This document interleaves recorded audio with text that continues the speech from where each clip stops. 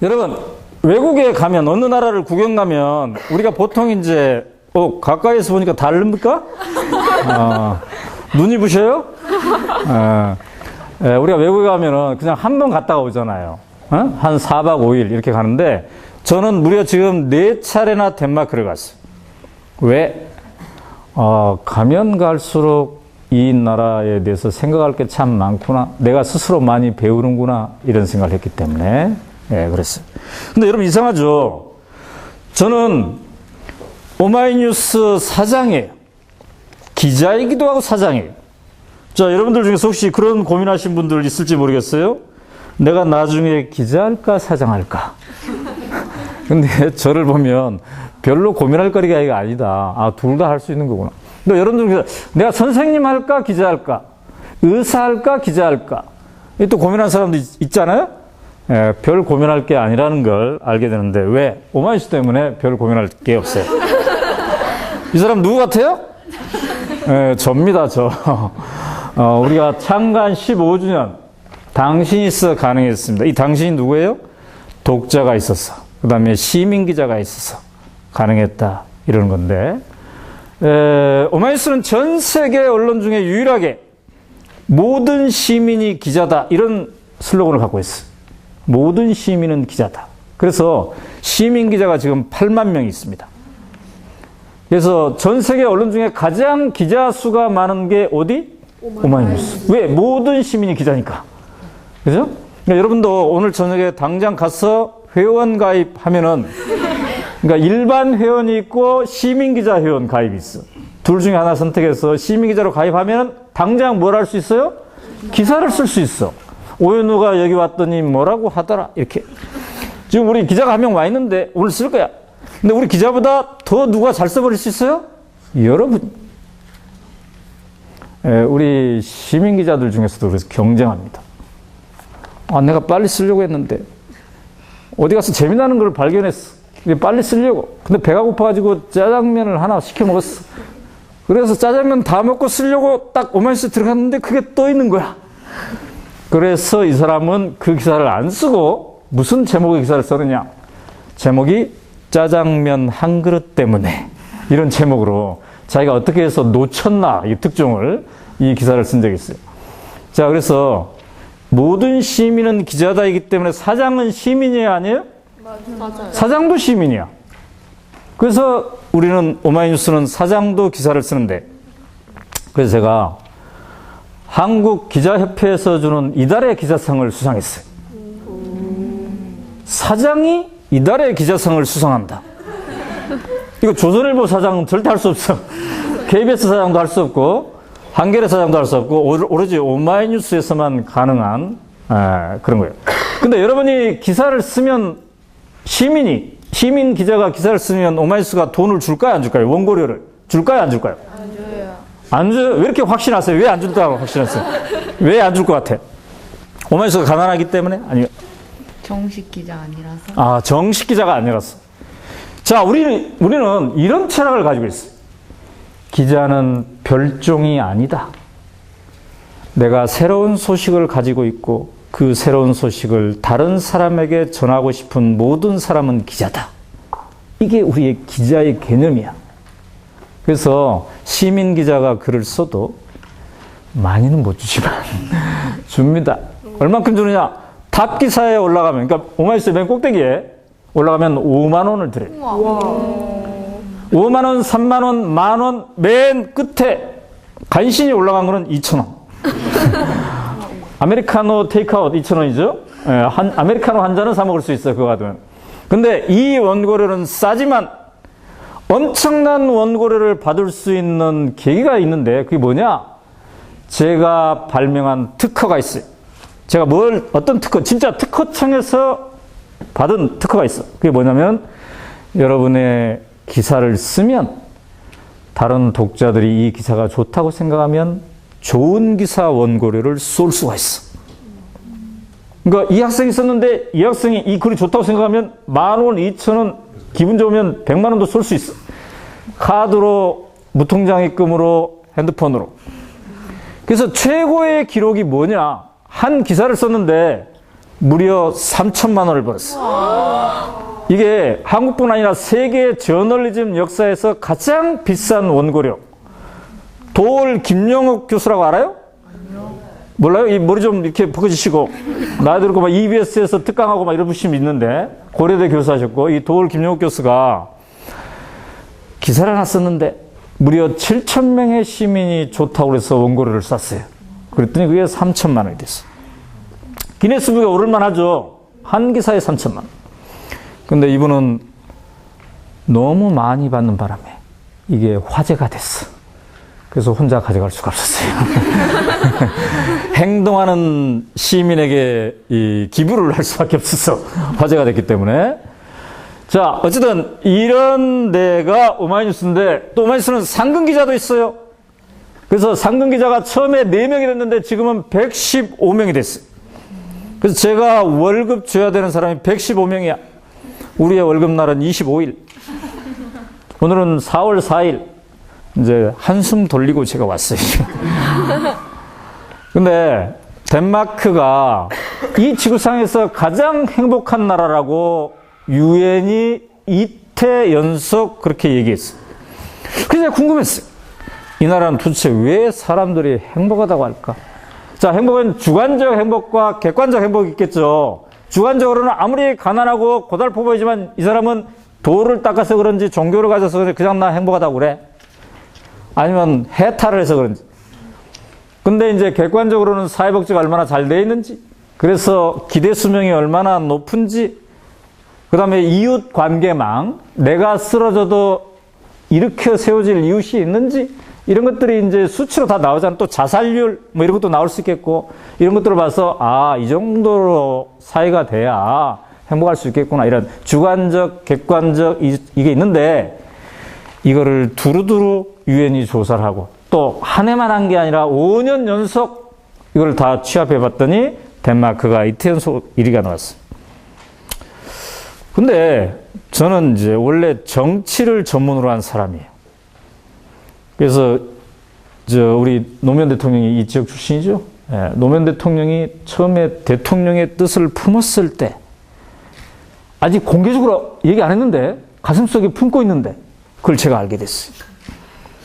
그래가지고 그거를 최초 인터뷰한 사람이야. 그 다음에 노무현 대통령이 청와대에 있어서 대통령이 이제 됐어. 대통령이 됐을 때 최초의 인터뷰한 사람이 저예요. 그 다음에 대통령을 이제 그만두려고 했을 때 제가 또 마지막 인터뷰한 사람이 저예요. 그래서 제가 쓴 책이 제목이 노무현 마지막 인터뷰.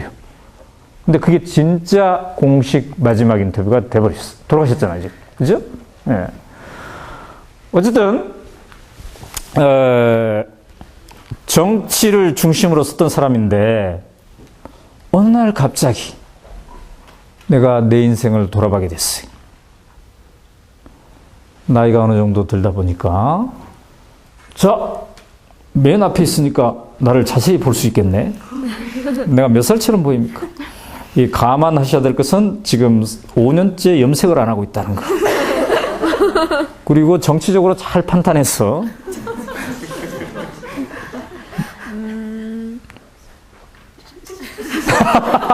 답을 못해 지금. 제가 얼마 전에 50살이 지났고 지금 이제 52세야. 그러니까 50살이 되었을 때 우리가 아무리 100세 시대라고 하지만 이제 내 가슴 속에는 아직도 내가 대학생이고 청춘 같은데 완전 인생 후반전을 뛰어야 돼. 나는 어떻게 살 것인가? 지금까지 내가 살아온 패턴은 과연 행복한 인생이었는가? 이런 것들을 생각해 보되는 거죠. 그죠? 그리고 나는 나름대로 기자였잖아요. 기자였으니까 뭐야? 우리 사회를 조금 더 낫게 만들려고 기자 활동을 해왔어. 근데 과연 우리 사회는 좀 더 나아졌을까?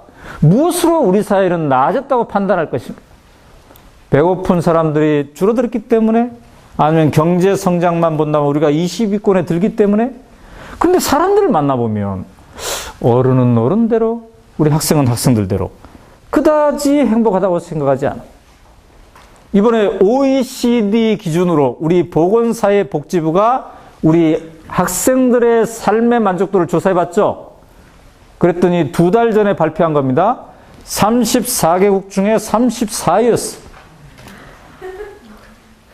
OECD가 뭐예요? 이른바 선진국 대열에 이렇게 끼어 있다는, 좀 잘 산다는 중진국 이상 이런 사람들을, 이런 나라를 모아놓은 34개국 중에 34위였다는. 그런데 우리가 공부를 열심히 하는, 공부에 투자하는 시간만 본다면 우리 엄청나죠?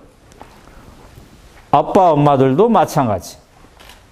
경제활동에 노동의 시간만 본다면 우리가 엄청나게 많아요. 그런데 왜, 이제 밥 먹는 거, 이건 어느 정도 극복했는데, 왜 우리의 불안거리와 걱정거리는 줄어들지 않을까? 이런 질문이 생겼어요. 그러니까 경제 성장은 높아진다 하는데, 이 결실이 행복 지수를 높이는 대로 이렇게 가야 되는데, 이게 안 되는 거야. 그래서 왜 그럴까? 그럼 그게 된 나라는 어딜까를 내가 조사해 봤어요. 조사했더니 딱 2개의 나라가 먼저 들어왔어요. 하나는 덴마크, 하나는 부탄. 여러분, 부탄이라는 나라가 있는지 아세요? 네. 그런 나라가 아시아에 있어요. 조그만 70만 명밖에 안 돼. 이 나라는 유일하게 정부 장관 중에 행복 지수를 관리하는 장관이 있어. 그래가지고 다리를 하나 놔야 되겠다. 부산에 영도다리를 놔야 되겠다. 근데 이게 부산 시민에게 교통 영향이 어느 정도 될까? 이걸 뭐라고 해요? 교통 영향 평가라고 그러죠. 근데 부탄은 다리나 건물을 올 때 뭘 측정하냐면 행복 영향 평가를 측정해. 이게 행복을 하게 할 건가 말 건가를 측정한다고. 그래가지고 결론을 이 나라는 어떻게 내렸냐면은 근대화, 현대화, 산업화가 인간의 행복을 높여주는 게 아니다. 그래가지고 현대화를 거부하기로 했어요. 그래서 어떻게 되냐면 지금도 농촌 인구가, 농업 인구가 90%나 돼. 침이 튀겼어요. 90%나 돼. 그죠? 근데 이와 정반대로 이제 덴마크는 옛날에 농업국가였는데 지금 농업 인구가 4, 5%밖에 안 돼. 우리나라처럼 다 현대화도 다 했어요. 그럼에도 불구하고 도시에서 농촌 문화가 살아있고 또 행복하다고 그래. 그래서 내가 이 두 나라 중에 덴마크로 가서 해보는 게 우리나라 사람들에게 훨씬 설득력이 있겠구나. 이렇게 해서 가본 거예요. 가서 왜 도대체 행복한지를 했더니 6가지의 키워드를 발견하게 된 겁니다. 자, 지금부터 영상을 보면서 여러분들이 왜 도대체 행복하다고 할까? 이거를 보는데 이게 1분 20초짜리로 매우 짧아요. 예. 그래서 잘 관찰하시기 바랍니다.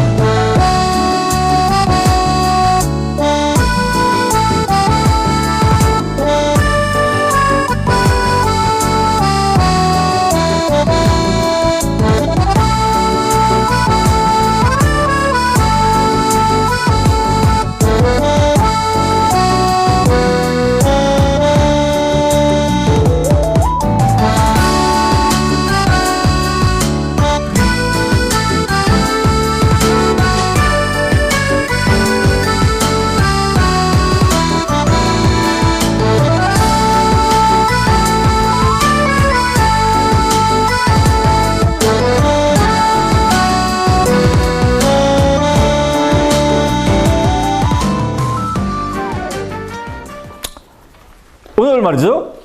제 책을 이미 읽고 오신 분 손 들어보세요. 읽고 왔다. 꽤 읽었네요. 네, 그렇군요. 어떻습니까? 어느 정도 어려웠나요? 쉬웠나요? 되게 쉽게 잘 읽혔어요. 고등학교 몇 학년이 지금? 2학년. 네, 이 책은 중학 1학년이면 다 읽을 수 있도록 설계되어 있기 때문에 매우 쉽게 읽었을 걸로 생각을 합니다. 이 책을 읽고 매우 어렵다고 생각하시는 사람은 걱정하지 않아도 돼요. 왜냐? 초등학생용 그림책도 나와 있습니다. 네, 그걸 보셔도 되고. 그리고 이제 아직 책을 안 읽었던 분도 어디 가서 오연호의 책 봤냐? 이렇게 물어보시면 어떻게 해야 돼요? 이제부터? 봤다. 이렇게 자신있게 얘기하면 돼요. 왜? 1분 20초짜리 영상을 지금 봤잖아요. 300페이지를 요약해 놓은 걸 봤어요. 자, 이 6가지 기도 책을 읽었다고 하는데 뭐가 가장 부럽던가요? 그 6가지 중에? 혹은 가장 부러운 거. 네, 책을 읽으면서 가장 부러운 게 뭐였어? 누구나 상관없이 평등하다는 거. 아, 평등하다는 거. 네. 그래서 책에다 그렇게 써놨죠? 동창회 나가는 것이 부담스럽지 않다. 아, 이렇게 했는데. 이게 고등학생이 아니라 어른들이 몇 명 보이네요. 이 어르신들은, 신문 광고를 보고 이제 오신 건가요? 아니면 선생님들인가요? 아, 네네. 반갑습니다. 어쨌든. 자, 그런데 제가 가장 행복한 나라로 취재를 사장이 가는데 직원들을 좀 많이 데리고 가면 좋겠죠? 근데 안타깝게도 덴마크가 물가가 비싸더군요. 그래서 이 많은 직원들 중에 데려갈 수가 없으니까 한 번 갈 때마다 한 명만 데리고 갔어요. 그래서 세 번째 갔을 때, 이게 덴마크인데, 세 번째 갔을 때 한겨울에 갔는데, 딱 한 명 데리고 갔는데, 세 번째는 렌트카를 빌려가지고 덴마크의 방방 곳곳을 이렇게 돌아다니는 이런 프로젝트였어요. 근데 함께 간 직원이 운전을 못해요. 그래서 제가 우리 직원을 모시고 다녔어요. 열흘 동안 1,500km를 모시고 다녔어요. 덴마크가 물가가 비싸지만 또 하나 부담스러운 것은 날씨가 안 좋다는 거. 오늘 날씨, 오늘은 햇볕이 좀 약간 흐려서 그렇지만 대한민국의 봄 날씨는 진짜 짱이죠. 야, 이런 나라에 태어나고 우리가 진짜 복이에요, 복. 네. 왜냐면 덴마크에 갔더니요, 날씨가 진짜 안 좋더라고요. 1년에 볕들 날이 50일밖에 안 돼요. 그리고 제가 이렇게 열흘 동안 갔잖아요. 열흘 동안 갔는데 하필 이 1월이 제일 안 좋아서 볕 드는 때가 열흘 총 합쳐서 30분밖에 안 됐어. 그러니까 제가 얼마나 우울했겠습니까? 그런데 이때 제가 덴마크 사람들한테 물어본 거야. 이렇게 날씨가 문제인데도 당신들은 왜 행복하다고 하세요? 그랬더니 그중에 한 명이 이렇게 얘기했어. 우리는 해가 안 뜨니까 대신 옆 사람의 얼굴을 봅니다. 그러더군요. 그러니까 날씨가 안 좋아도 사람 사이에서 즐거운 관계가 형성되면 행복할 수 있다는 거죠.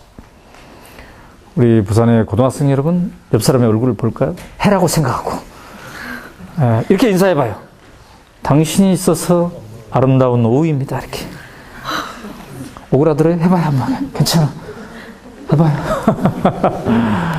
자, 첫 번째 키워드가 자유의 자유.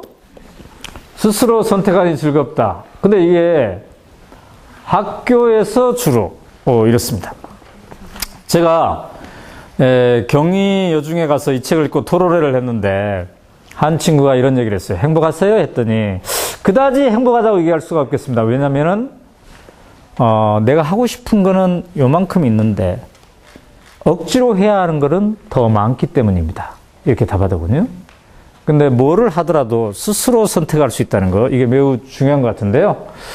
벌써 수업 듣는 태도부터가 자유롭죠? 예, 자유로워요. 얘도 엉덩이가 예뻐 되게. 곡선이 예쁘네요, 곡선이는. 뭐 얘도 좀 자유롭게 있고. 그러나 가장 자유로운 것은 얘인 것 같아요. 얘는 아예 그냥 들어 누웠어. 이렇게 하는데. 우리가, 여러분은 어떤지 모르겠는데, 내가 학교 다닐 때 가장 많이 듣는 얘기가 있어. 그게 뭐냐면, 학교 다닐 때는, 한눈 팔지 말고, 공부를 하라는 거야, 공부를. 그 다음에 이제 대학 간 다음에 인생을 즐겨라 그러는데, 근데 또 요새는 그렇지도 않아요. 한 대학생이 이렇게 썼어요. 페이스북에다가. 얘는 과외하는 사람인데 중고등학생이 과외하고 있어요. 뭐라고 쓰냐면 아이들아 미안하다. 내가 너희들에게 거짓말해서 미안하다. 내가 너네들에게 과외 공부시킬 때는 조금만 참아라. 대학생 되면 이제 잘 놀 수 있다 이랬는데 내가 막상 대학생 돼 보니까 그것도 아니더라. 이렇게 얘기하더군요. 어쨌든 우리는 이게 분리되어 있는데 덴마크에 가니까 아이들이 행복한 이유가 학교 다닐 때부터 자유도 내 스스로 할 수 있는 것들이 참 많고 여유가 있고 안정되어 있더라. 그래서 내가 무엇을 하고 싶은지를 충분히 꿈꿀 수 있더라. 이 얘기. 자, 덴마크 학교의 공통점입니다. 사립학교든 공립학교든 대안학교든 공통점이 이런 거야. 학교는 어떤 인생을 살 것인가를 스스로 찾는. 그래서 학교가 인생학교라고 생각하면 돼. 인생학교. 두 번째는 개인의 성적보다는 협동하는 걸 중시해서 성적 우수상 제도가 없어요. 고등학교 졸업할 때 성적 좋다고 상 주는 거 없어. 그 다음에 학생, 학부모, 선생, 교장 중 누구도 소외되지 않는다. 중학생 이상이 되면 학교 운영위원회에 참여하더군요. 교장 선생님입니다. 이분도 교장 선생님이더군요. 예. 교장 선생님이 뭐 운동의 날 이런 차림으로 온 게 아니라 평상시에 이런 차림으로 오는 겁니다. 이 교장 선생님이 저를 자기 방으로 안내하는데 깜짝 놀랐어요. 교장 선생님 방이 사면 통률이야. 그러니까 학생들이 언제 어디서 교장 선생님을 볼 수 있다고. 교장 선생님이 졸고 있는지, 손님 접대하고 있는지, 혼자 있는지. 그럼 혼자 있으면 가서 놀면 돼, 교장 선생님 방에서. 그래서 아이들이 직접 교장 선생님 방에 가가지고 이렇게 낙서해놨어요. 초등학생인데. 우리는 교장 선생님 방에 낙서하면 어떻게 돼? 어떻게 될까? 징계? 뭐 징계까지 하겠어? 혼나겠지? 너 앞으로 그러지 마라 그러는데 이런 교장 선생님 방이 도화지야, 도화지. 이게 방 벽이 도화지. 그럼 이 선생님은 왜 이렇게 할까? 이 선생님은 놀랍게 원래 선생님일 때 뭐 가르쳤을 것 같아요? 이 선생님은 교장 선생님 전에 맞아. 뭘 보니까 그래? 근육을 보니까 근육에 관심이 많네. 맞아요. 핸드볼 코치였어요. 그리고 정식 선생님도 아니었어. 교직 이수도 안 했어. 근데 핸드볼 팀을 너무너무 잘 가르쳐. 자, 우리 사회에서는 핸드볼 팀을 잘 가르친다는 의미, 핸드볼 좋은 코치라는 의미가 뭐야? 우리 사회에서는 부산 핸드볼 대회에 나와가지고 1등을 시켜. 이게 좋은 코치야. 잘하는 코치. 근데 저 사회에서 좋은 코치, 잘하는 코치는 누구냐? 어떤 사람이 있어요? 핸드볼 시간을 핸드볼을 잘하는 아이나 핸드볼을 못하는 아이나 가져간다는 거예요. 자, 수학 시간에 수학 잘하는 아이를 잘 이끄는 선생님은 뭐 잘하는 편이에요. 그런데 잘하는 학생뿐만 아니라 못하는 아이들도 수학 시간을 두렵지 않게 해준다는 거. 그리고 그들도 재밌게 해준다. 이거 매우 힘든 일입니다. 그걸 한 사람이었어요. 그러다 보니까 학부모들이 이런 사람이 담임 선생님을 했으면 좋겠다 해가지고 담임 선생님 됐어. 근데 또 5년 동안 너무 잘하니까 이런 사람이 교장이 있으면 되겠다 해서 또 교장이 된 거야. 네. 근데 이 사람이 가장 중시하는 게 뭐냐면 두 가지. 개인에게는 자존감을 심어주고 그 다음에 친구들 사이에게는 더불어 함께의 즐거움이 있어야 된다. 이 두 가지가 있으면 행복한 학교가 될 수 있다. 이 두 가지가 결합되면은 아이들이 교실에 가는 걸 두려워하지 않는 부담스럽다. 자, 여러분, 여기 지금 몇 명이나 모였나? 한 100명 모였나?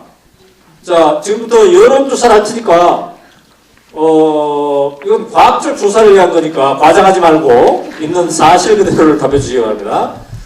자, 여러분들은 아침에 학교 갈 때 엄마가 깨워야 일어나나요? 아니면 스스로 일어나나요?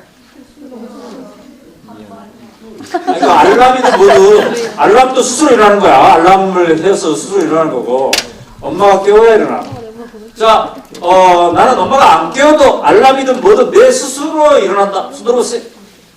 이야, 이게 되게 많네. 알겠어. 한 거의 30%?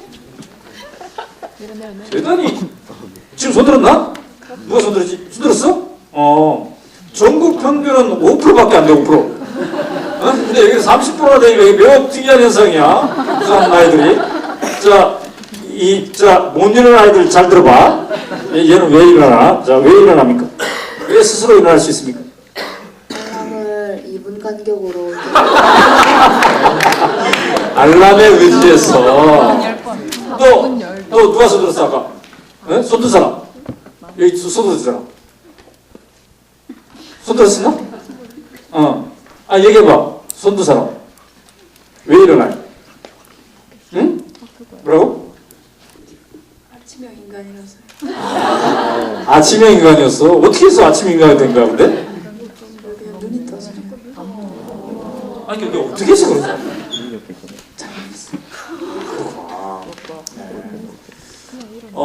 근데 남자의 비율이 더 많겠어요? 여자의 비율이 많겠어요? 여자. 왜냐면 머리 감고 화장하려고 이쁘게 보이려고 그렇다는 거야. 어? 남자아이 중에서 못 일어나는 아이들이 많은데 어떤 집은 그러더라고. 우리 집 머스만은 아무리 깨워도 안 일어나요. 그래서 태아만 일어나. 태아 일어나. 어쨌든 제가 전국에서 조사했더니 5%밖에 안 되는데 이 5%를 조사해봤어. 5%를 엄마들한테 물어봤어. 이 집은 왜 일어납니까? 그랬더니 매우 재미있는 답이 나왔어. 그 답이 뭔지 아세요? 엄마가 못 일어나니까. 지가 갈까봐 두려워서 지가 혼자 벌떡벌떡 일어난다. 그러니까 오늘 집에 가서 여러분 엄마한테 얘기했어. 엄마 아빠 나 끼우지 마세요. 그럼 여러분들이 아마 일어날 수 있을 것 같아. 그러니까 이게 자기 주도성인데. 근데 현대 엄마들이 너무 여러분들은 매니저가 지금 돼가고 있어. 착착착착 해주니까 엄마가 해주겠지 이런 생각이 들어요. 이런 자기 주도성 때문에 못 일어나는 것도 있지만 그러나 더 핵심적인 거는 뭐예요? 핵심적인 것은 학교에 가면 두 가지 자존감과 더불어 함께 즐거움을 했는데 내 자존감이 높을 일이 기다리고 있어요. 근데 별로 높아질 일이 별로 안 기다리고 있어. 그 다음에 더불어 함께 즐거움을 기다리고 있었는데 별로 안 기다리고 있어. 그러니까 그다지 즐겁죠. 이게 지금 녹화가 되고 있을 것 같은데 어쨌든 우리 가정생활은 나중에 편집할 때 조심해 주시기 바랍니다. 제가 아이가 둘 있어요. 아이가 둘 있는데 지금 하나는 딸이에요. 위가 대학교 3학년. 그 다음에 이제 밑에가 머스마였는데 작년에 고3이었어. 근데 내가 하나님께 감사하고 있어요. 완전 서로 다른 두 스타일의 아이를 우리 집에 준 거에 대해서. 그래서 내가 기자로서 다양한 체험을 하고 다양한 취재가 가능하니까. 근데 이 둘째가 이 엄마가 깨워야만 일어나는 스타일이에요. 위는 딸은 스스로 일어나는. 근데 우리 아들을 잘 관찰해 봤더니 1년 365일 다 못 일어나는 게 아니라 그 중에 한 20일 정도는 스스로 일어나더라고. 언제 일어날까요? 놀러 갈 때. 그래. 놀러 갈 때. 학교 안 간 날. 그 다음에 브라질 월드컵 새벽 4시에 한 날. 이런 데는 스스로 일어나. 그지? 수능 보기 3, 4주 전에 새벽 5시에 일어나 있더라고. 드디어 네가 정신을 차렸구나. 그래서 내가 감격해서 거실에 나갔더니 영국 프리미어리그를 보고 있어. 우리 남학생들 프리미어리그 보죠? 에버튼 팀. 에버튼의 광팬이거든. 자, 그래서 내가 고3 학부모로서 참 황당하지만 그래도 내가 덴마크에 다녀오고 그래서 심호흡을 2번 한 다음에 이렇게 얘기해 줬어. 아예 꾸짖는 게 아니라 칭찬을 해줬어. 뭐라고? 그 봐라. 네가 좋아하는 것을 하면은 엄마가 안 깨워도 스스로 일어날 수 있다. 근데 덴마크 시스템이 그거를 극대화 시켜주는 거야. 얘네들이 덴마크의 고이들이야. 고이. 여러분하고 나이가 똑같아 지금 고이. 어? 대박이야? 더 나이 들어 보여요? 네. 잘생겼어요? 네. 지금 이 시간 현재 얘네들이 한국에 와 있어. 와. 내가 초청해가지고 저 중에 누가 제일 잘생겼어? 모자 쓰네? 네. 걔도 와 있어 지금. 걔랑 그다음에 얘가 와 있어. 얘 요나스, 빅터야. 요나스는 엄마가 한국 사람이야. 아빠가 덴마크 사람이고. 근데 요나스가 얼마나 대박이 내냐면 전 세계 영어 토론대에 나가가지고 비영어권 중에 1위를 하네요. 그 다음에 이 빅터는 이 노래하는 애야, 노래, 싱어. 지가 그러는데 지는 3살 때부터 노래를 하기 시작했대. 나도 그래. 나도 3살 때부터 노래를 시작했는데. 어쨌든, 지금, 이 둘이에요. 얘네들은 이제 만나가지고, 내가 왜 한국에 데리고 왔냐면은, 2달간 한국에서 생활하도록, 했어요. 어저께 우리 오마이뉴스에서 본사에서, 포럼을 열었는데, 거기에 초청한 거야. 온 김에 한국에서 놀다 가라 해가지고, 내가 이제 매니저 역할을 하기로 했어.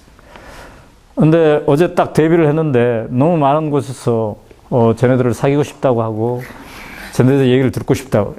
여러분들도 만약에 만나서 얘기하고 싶으면 저를 통해야 돼요. 내가 매니저야, 지금. 근데 이제 이게 2년 전 사진이야, 2년 전. 2년 전 사진인데, 얘네들 만나서 100분 토론을 시작했어. 토론 의제는 뭐냐? 덴마크는 진정 행복 사회인가? 특히 고등학생 니네들이 볼 때도 그러냐는 거지. 자, 지금 우리 고 2학년들이 대부분 여기 아마도. 자, 여러분들에게 논제가 대한민국은 과연 행복 사회인가? 하면 이제 뭔가를 막 얘기하겠죠. 근데 이렇게 3명이서 지금 나랑 토론하고 있는 거야. 내가 사회자야. 근데 깜짝 놀랐어. 왜? 토론을 너무너무 잘하니까. 말을 너무너무 잘하니까. 그래서 내가 서울에 두고 온 우리 아들이 생각났어. 우리 고등학생, 남학생들 지금 있는데, 남학생들, 나 봐보세요, 남학생. 남학생이 오늘 적네. 여학생이 더 많네, 남학생들. 내가요, 우리 남학생하고, 둘째하고 얘기할 때 매우 힘들었어. 초등학교 때까지는 진짜 말을 잘했거든요? 밝고 명랑하고? 근데 중학교 올라가니까 어두워지더군요.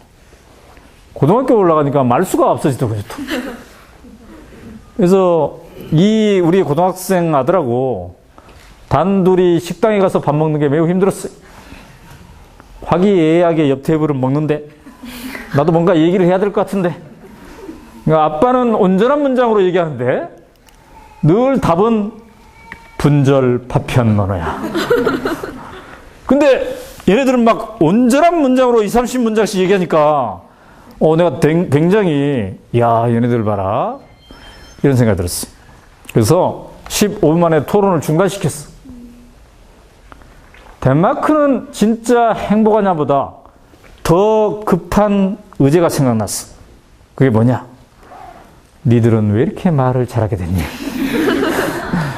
그래서 그걸로 의제로 70분 동안 나머지 70분을 토론했어요. 그랬더니 3가지를 얘기하는데 그 중에 하나가, 첫째가, 잘 들어보세요, 여러분. 우리는 어려서부터 초등학생 때부터 선생님과 부모랑 얘기할 때부터 협상을 하면서 살았습니다. 일방적 지시를 받지 않고 협상을 하면서 살았습니다. 그렇더군요. 협상. 자, 협상이라는 게 뭐예요?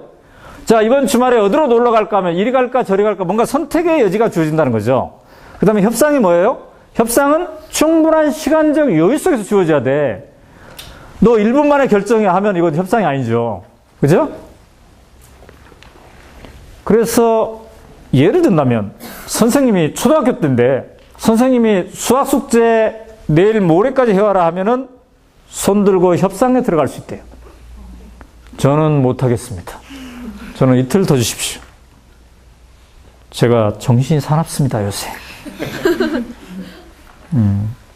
근데 여러분들도 내일부터 학교 가서 선생님한테 한번 해보세요. 오연호를 만났는데. 자, 두 번째 이유는 우리가 시험 보는 방식이 대부분이 말하기입니다, 그러더라고요. 쓰기보다는 말하기. 근데 뭘 말하느냐? 너의 말로 이야기하기. 그러니까 선생님이 가르쳐준 말 말고 교과서에 있는 거 외우는 거 말고, 우리는 외워야 쓸 수 있는 게 되게 많잖아요. 근데 외우는 거 말고 당신의 말을 이야기하라. 더 재밌는 것은 역사 시험인데 25명이 시험을 보잖아요. 25명이 문제가 다 틀리다네. 그래서 아침에 오면은 추첨한대, 추첨. 문제 추첨. 근데 문제도 온전한 문장이 아니라 그냥 키워드. 부마항쟁, 광주 항쟁, 동학 농민 전쟁. 뭐 이렇게 하면 지가 이제 추첨해가지고 24시간 이내 그동안 배웠던 것과 이것을 다 합쳐가지고 지 얘기로 25분간 얘기하는 게 시험이래. 25분간. 근데 두 사람 앞에서 얘기하는데 누구 앞에서? 한 사람은 자기 역사를 가르쳐주는 현대사 선생님. 그런데 이 선생님은 채점 고난이 없대요. 채점은 누가 하느냐? 옆 학교의 현대사 선생님이 와서 한대. 여기에 드는 수고와 공이 참 대단하죠. 그런데도 이렇게 하고 있다고. 그러니까 얘네들이 말을 잘할 수밖에 없대요. 이런 훈련을 계속해서 하니까. 세 번째, 이게 이제 매우 중요한데, 우리는 인생학교에 다니기 때문입니다. 그렇더군요. 자, 인생학교 시스템은 우리나라에 없는 시스템이야. 여러분, 저 중학생들 요새 자유학기제 한다는 얘기 들어봤어요? 네. 자유학기제. 네. 그거는 뭐냐면은, 자유학기제라는 것은 박근혜 대통령이 공약사항이야. 그래서 지금 추진하고 있는 건데, 이 학기가 되면은 중간고사와 기말고사를 안 봐. 그래서 자유롭게, 좀 더 자유롭게 해. 근데 내가 대구에 자유학기제 시범하는 애들을 만나봤어요. 좋냐? 그랬더니, 좋대. 시험도 안 보고. 근데 6교시는 해야 되고, 국영수는 그대로 해야 돼. 그래서 내가, 그럼 6교시 끝나고 뭐 하니? 그랬더니, 끝나고 수학학원, 영어학원 갑니다. 그러더라고. 자, 이건 진정한 의미의 자유학기제가 아니야. 어찌 보면. 근데 이거는 뭐냐면, 국영수에 대한 부담을 다 내려놓고, 성적에 대한 부담을 다 내려놓고, 초점을 나는 무엇을 좋아하는가, 이거를 선택해가지고, 1년 동안 자기 학교를 떠나서, 자기 집을 떠나서 기숙형 학교로 가는 거야. 근데 매우 다양한 학교가 있어. 한 300개 정도의 학교가 있는데, 어떤 학교가 있느냐? 1년 내내 유럽을 여행하면서 유럽의 역사를 배우는 학교도 있어. 1년 내내 숲속에서 목공예를 하는 학교도 있어. 1년 내내 축구만 하는 학교도 있어. 여기가 바로 1년 내내 축구만 하는 학교야. 여기는 누가 가겠어요? 축구를 진짜로 좋아하는 아이들. 근데 우리 생각에는 축구만 하는 축구 전문 1년 기숙학교 그러면 축구를 진짜 잘하는 애들만 가겠죠. 근데 그런 애는 25%만 선발 안 됩니다. 좋아하는 것을 극대화 시켜주는 게 이 인생학교인데, 그랬더니 저 친구가 뭐라고 그랬냐면, 여기 와서 좋은 게 뭐니? 그랬더니 뭐라고 하냐면, 내가 원래 말수가 없었는데 말문이 트였습니다. 이러더라고요. 왜 말문이 트여요? 자기가 좋아하는 거하고 좋아하는 애들하고 맨날 축구 얘기하니까. 그래서 내가 이걸 보고 감탄을 했어. 한국에 돌아와가지고 아빠가 달라졌어요. 우리 아들이 나랑 얘기하는 거를 어떨 땐 잘하지만, 좀 더 잘했으면 좋겠는데, 잘 아빠가 물어봐도 잘 답을 안 해. 근데 이제 덴마크에서 저걸 배워가지고 단둘이 식당에 갔을 때 얘가 제일 좋아하는 프리미어리그의 에버튼 팀을 내가 연구해가지고, 야, 이번에 스카우트 해온 그 선수는 너무 비싸게 사온 거 아니야? 이렇게 탁 한마디 했더니 온전한 문장이 20문장이나. 그래서 내가 매우 덴마크 갔다 온 보람이 있네, 이렇게 생각했어. 근데 이게 늘 성공하는 건 아니더군요. 덴마크에 갔더니 엄마가 아이들을 손잡고 오는 게 아니라 초등학교 아빠가 절반 정도 되더군요. 그래서 내가 참 반성했어. 우리나라 아빠들이 교육에 별로 관심이 없어. 엄마들이 주로 관심이지. 그래서 내가 반성하고 우리 고3 아이를 불러가지고, 이제 아빠가 이제부터 반성한다는 측면에서 너네 담임선생님을 한번 만나봐야 되겠다. 그랬더니 결사 반대하더군요. 그래서 못 만났어. 왜 못 만나게 하지? 왜 못 만나게 할 것 같아? 뭔가 조금 창피할 것 같아요. 그래요? 어쨌든 못 만났어. 자, 여기는 축구를 중점적으로 하는 학교인데 300여 개로 다양하다고 그랬죠. 여기는 저 뒤가 바다야, 바다. 아주 캠퍼스가 좋더라고. 여기 갔더니 이렇게 팍, 이게 누구냐면 그룬투비라는 사람이야. 이따 내가 얘기할 텐데, 그룬투비의 수상화가, 그룬투비는 덴마크를 만든 사람이야. 현대 덴마크를 행복국가로. 교장 선생님을 만났더니 얘 2명의 학생을 지명해가지고 니들이 한국에서 온 손님을 안내하라 그러더군요.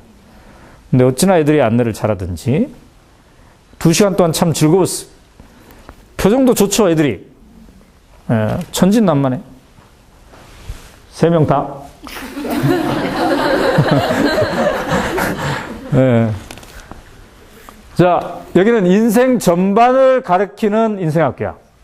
그래서 이렇게 음악도 하고, 승마도 하고, 밥도 하고, 그러는데, 얘네들이 나이가 들어 보이는데 전부 다 중3 졸업생들이야.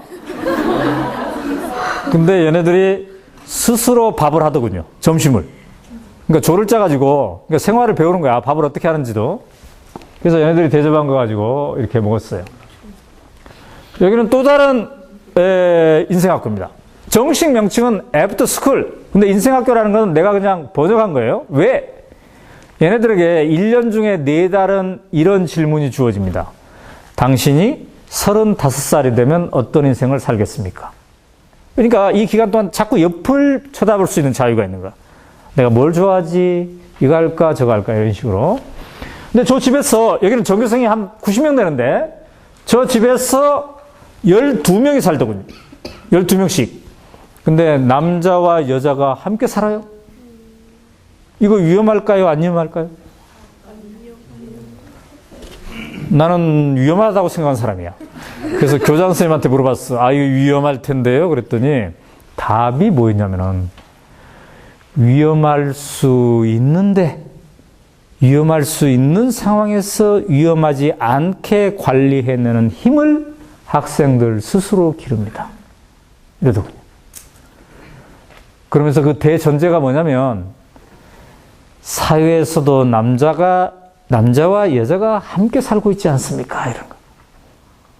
그러니까 이 인생학교라는 것은 사회 훈련을 하는 거야. 사회랑 똑같은 환경에서.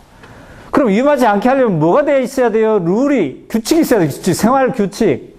자, 남자는 여자 방에 밤 8시 이후에는 안 들어간다라든지 뭔가 규칙, 합리적 규칙이 있어야 되겠죠? 그래서 매주 이런 회의를 합니다. 지들끼리. 그러니까 학생들이 스스로 자치 활동을 하는 거야. 근데 저 앞에서 사회 보는 사람들, 보통 저렇게 사회 보는 사람들 누가 봐요? 학생회장이나 이런 애들이 보죠. 근데 덴마크는 놀랍게도 학급의 반장을 안 뽑습니다. 왜? 모든 아이들이 능동적으로 반장의 역할을 하라 이거지. 아마 학생회장도 안 뽑는 것 같아. 근데 저기서 사회 보는 2아이는 그럼 누구냐? 오늘의 사회자야. 오늘의 사회자를 선발해가지고 이렇게 하는데 1시간 동안 내가 이걸 지켜봤어. 근데 너무너무 재밌는 장면이 포착됐어. 이 뒤에, 여기에 선생님들이 이제 있는 거야. 선생님들이 맨 뒤에서, 교장 선생님 포함해서. 근데 1시간 동안 여러 안건을 처리하는데 교장 선생님이 계속 손을 들었어요. 근데 안 시켜줘요. 6번째 손 들 때 가까스로 발언권을 얻었어. 근데 2분 이상 하다가 잘렸어 또. 그러니까 아이들 스스로 뭔가를 하는 그런 분위기를 연출했던 거예요. 자, 이랬더니 제가 작년에 9월달 이 책을 냈더니 지금 우리 사회 곳곳에서 이 인생학교를 한번 해보자. 우리나라도 이렇게 추진하고 있어요. 자, 여러분 중학교 3학년 졸업하고 1년 동안 쉬면서 고등학교 바로 가지 않고 내가 뭘 좋아하는지 다양한 체험을 하면 좋을까요? 안 좋을까요? 좋아요. 좋을 것 같죠? 네. 여러분의 엄마는 좋아할까요? 싫어할까요? 싫어요. 왜 싫어할까요? 공부에 뒤처진다고. 근데 덴마크에 갔더니 엄마들도 엄청 좋아하더군요. 왜 좋아해요? 한참 사춘기 나이 중3 졸업한 애가 집에서 1년이나 안 보이니 얼마나 좋겠습니까? 밥도 안 해줘도 되고. 진짜 좋은 건 뭐예요? 거기 갔다 오면 사회성이 높아진다는 거지. 사회성이 높아진다. 근데 여러분들 지금 합창을 했어. 뒤처질까 봐서 그래요라고 합창을 했는데, 근데 솔직히 말해서 시간을 우리가 뒤로 넘겨봅시다. 대학생 언니들 보세요. 밥 먹도 휴학하지 않습니까? 그죠? 아니, 대학교 다닐 때는 휴학을 한 학기도 하고 두 학기도 하고 그러는데 왜 중학교 3학년 졸업하고 쉬면 안 돼요? 그죠? 오히려 이때 쉬면서 하는 게 훨씬 더 자기를, 그러니까 뿌리를 다양하게 옆으로 뿌릴 수 있는 그런 기회라고 생각하는 게 이 사람들이야. 그래서 지금 서울시에서는요, 서울시 교육청에서는 5월부터 이 인생학교를 샘플로 지금 만듭니다. 5월 5월부터. 근데 이거는 기숙형이 아니에요. 이제 일단은 조금 졸속형이야. 내가 봤을 때는. 예, 완벽하지 않아. 그러나 의미는 있어요. 왜? 이러한 가치를 한번 구현해 보겠다는 거죠. 그래서 어제 오마이뉴스에서 이제 여러 시도 관계자들이 모여서 포럼을 한 거야. 우리 사회에서 이런 걸 한다면 과연 어떻게 될까? 그래서 우리가 강화도에 오마이스쿨이라고요, 공간이 있어요. 학교가 있어. 이 학교를 내년에 인생학교를 만들어 볼까 해야죠. 그래서, 중학교 3학년 졸업한 아이들 한 4, 50명을 선발해가지고 1년 동안 쉬게 하고 전체를 돌게 하려고 했더니 지금 데모가 곳곳에서 일어나고 있어. 왜 중학교 3학년만 하냐? 나 지금 고등학교 1, 2학년인데 고등학교 1, 2학년 때려치고 가면 안 되냐? 이런 친구들이 있는데 혹시 여러분들 중에서 생각 있으면 나한테 연락하세요. 근데 아직 결정되지 않았고 그냥 그런 꿈을 가지고 있어. 이거 하려면 여러 가지 준비가 할 게 많겠죠. 예, 아직 꿈만 있어요. 자, 얘네들이 이제 누구냐? 얘네들이 졸업하는 애들이야, 졸업하는 애들. 어디 졸업? 고등학교 3학년. 마치 대학 졸업생 같죠? 근데 이사에서 졸업은 뭐냐면 저렇게 하얀 모자를 쓰고 카퍼레이드를 하는 게 졸업식이야. 카퍼레이드. 여기에 풍선 달고 춤추고 노래하고 카퍼레이드를 해. 제가 우연히 이 사진을 시내에서 봤어요. 저게 뭐냐 했더니까 저게 졸업 세레모니래. 그러면 카퍼레이드를 하면서 어디로 가느냐? 물어봤더니 25명 모든 반 아이의 집을 방문한대요. 내가 매우 충격을 받았어. 더불어 함께 즐거움의 상징적으로 보여주는 거잖아요. 자, 우리는 졸업식장에서 어때요? 자기가 원하는 대학에 간 아이는 표정이 밝아. 그렇지 않은 아이는 표정이 어두워. 이게 뭐냐? 지금 자존감의 격차가 생겨버린 거야. 근데 여기는 고등학교 졸업하고 대학 가는 사람이 30%밖에 안 돼. 왜? 고등학교만 졸업해도 자존감을 가지고 살 수 있는 그런 게 있기 때문에. 그래서 내가 이 얘기하면서 참 여러분한테 미안해요. 세상에는 다양하게 삶을 살아가는 방법이 있어. 대한민국처럼 살아가는 것이 유일한 방법이 아니에요. 근데 우리 어른들 때문에 대한민국을 이렇게 지금 만들어놔서 여러분들이 이렇게 막 수능 성적표를 받아들이면 마치게 인생의 최종 성적표인 양 손을 부들부들 떤단 말이에요. 아, 여러분들이 18, 19에 받아보는 게 수능 성적표인데 그 인생의 최종 성적표가 그건 아닌데 근데 얘네들은 그게 아니더라고. 그래서 이게요, 더불어 함께 즐거움만 얘기하는 게 아니라 개개가 갖고 있는 이 자존감의 크기가 상당 부분 유지되고 있다는 걸 의미하는 거예요. 그래서 이게 매우 부러운 거였죠. 자, 여기까지가 제가 이제 1번에 대한 얘기였습니다. 1번. 그런데 왜 내가 1번을 이렇게 강조했느냐? 이것이 모든 것의 기반이기 때문에. 행복한 인생이 어디에서 나와요? 제가 지금부터 한 문장으로 읊을 텐데 다소 긴 문장이에요. 내가 책을 펴낸 지가 하도 오래돼가지고 이제 7개월 됐나? 잊어버렸어. 내가 책 속에 써놨는지 안 써놨어. 근데 나는 지금 외우고 다니고 있어. 행복한 인생은 어디에서 나오느냐? 받아 적을 사람 받아 적어도 돼요. 이런 선생님이 친절한 선생님이죠. 자, 지금부터는 받아 적어도 됩니다. 행복한 인생은 충분한 시간적 여유를 가지고 다양한 선택지 속에서 남의 눈치를 보지 않고 내가 하고 싶은 것을 스스로 찾아서 하는데 나도 즐겁고 옆 사람들도 즐겁다. 이게 행복한 인생. 근데 이 모든 것이 지금 내가 읊은 것이 자유와 연관되어 있어요. 충분한 시간적 여유를 가지고 내가 저기 한다. 근데 덴마크는 그걸 가능하게 해준 사회인데, 그럼 왜 그런 사회냐? 두 번째부터 여섯 번째까지가 뭐냐? 이걸 다 한마디로 추격하면 요거야. 학교에서 배운 것이 사회에서도 통한다. 이거야. 그러니까 학교에서는 자유를 얘기하는데 사회에서 자유가 없다면 되겠어요? 안 되죠. 학교에서 배운 것이 사회에서 통한다. 그래서 우리가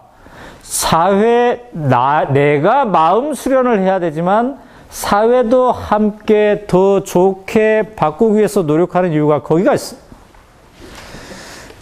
자, 안정, 생활고에 대한 걱정이 없다. 이게 이제 안정입니다. 생활고에 대한 걱정이 없다. 우리가 생활비 중에 가장 많이 드는 게 뭘까요?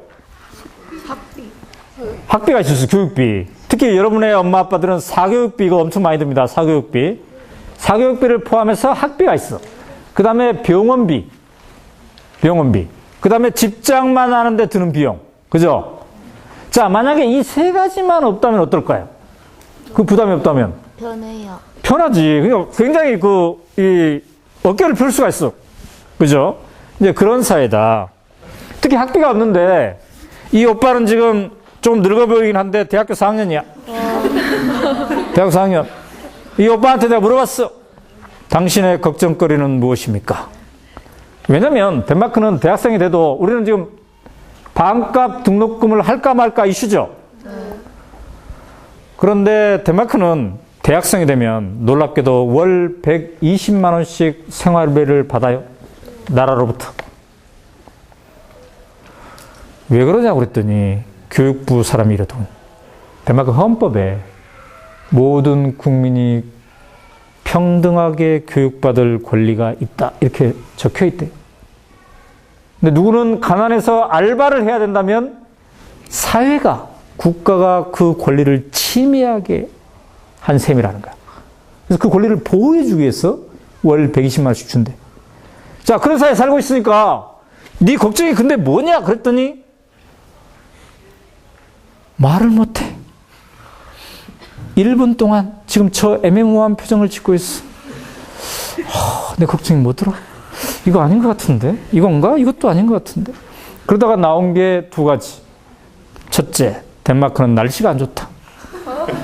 둘째, 내가 담배를 피우는데 걱정이다.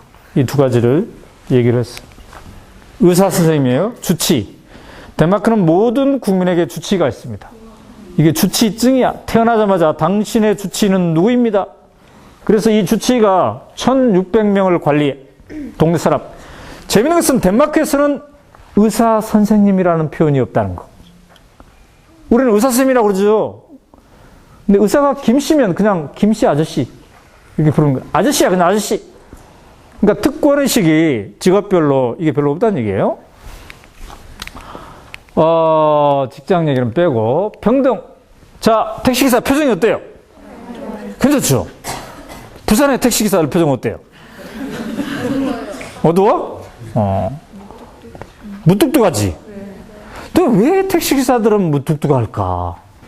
왜 그런 것 같아? 무뚝뚝하다고 그랬는데. 왜 그럴까, 택시기사들? 길을 어떻게 돌아가야 길을 어떻게 갈까? 빨리 갈까? 느리게 갈 수 있을까? 느리게 갈 수 있을까? 왜냐면, 근본적으로 다르더라고요. 택시기사들은 여유가 없어. 빨리 달려서 빨리 돈을 벌어야 돼. 왜? 아까 그 세 가지, 내가 얘기한 세 가지, 교육비, 병원비, 집 마련하는 거, 이거를 자기가 다 장만해야 돼. 덴마크는 자기가 다 장만하지 않아도 되는데. 그죠? 그래서 여유가 없는 거예요. 이 사람이 뭐라 그러냐? 나는 동창회 나가는 것이 부담스럽지 않습니다. 동창회 나갔어. 의사 선생님을 만나도. 의사는 의사가 잘하는 것이 있고, 나는 내가 잘하는 것이 있습니다. 이렇게 얘기를 하더라고요. 그러면서 하는 얘기가 그야. 내가 행복하게 살 수 있는 것은 나는 봉투를 두 가지를 받습니다. 월급 봉투를. 하나는 내 회사에서, 다른 하나는 이 사회가 주는 봉투입니다. 이 사회가 나에게 교육비 안 들게 하고, 이 사회가 나에게 의료비 안 들게 하고, 이 사회가 나에게 큰 집 장만하지 않아도 된다고 합니다. 그러니 내가 행복합니다. 이렇게 얘기를 하더군요. 자, 신뢰. 세금을 낸다 이거죠. 왜? 정부를 신뢰하니까. 나도 그렇게 받아봤으니까. 신뢰는 회사에서도 있는데, 레고 여러분 장난감 해봤죠? 요게 덴마크 회사야. 덴마크에서 지금 이제 국제 회사가 됐어요. 그래서 이 회사가 가지고 명함 주세요 했더니 명함이 요게 명함이야. 귀엽죠? 네. 앞면에는 사람 이름, 뒷면에는 전화번호하고 이메일. 근데 자기를 닮게 명함을 만들 수가 있어. 근데 이 명함이 2만 개가 모여서 이걸 지금 만든 거야. 이게 뭐예요? 서로 다른 2만 명이 우리가 함께 한다. 근데 나중에 이제 레고를 경험하는 여러 친구들에게 이렇게 한마디 해주세요. 이 회사가 생긴 지 80년이 되었는데 지금까지 단 한 번도 노사분규가 없었다. 그럼 왜?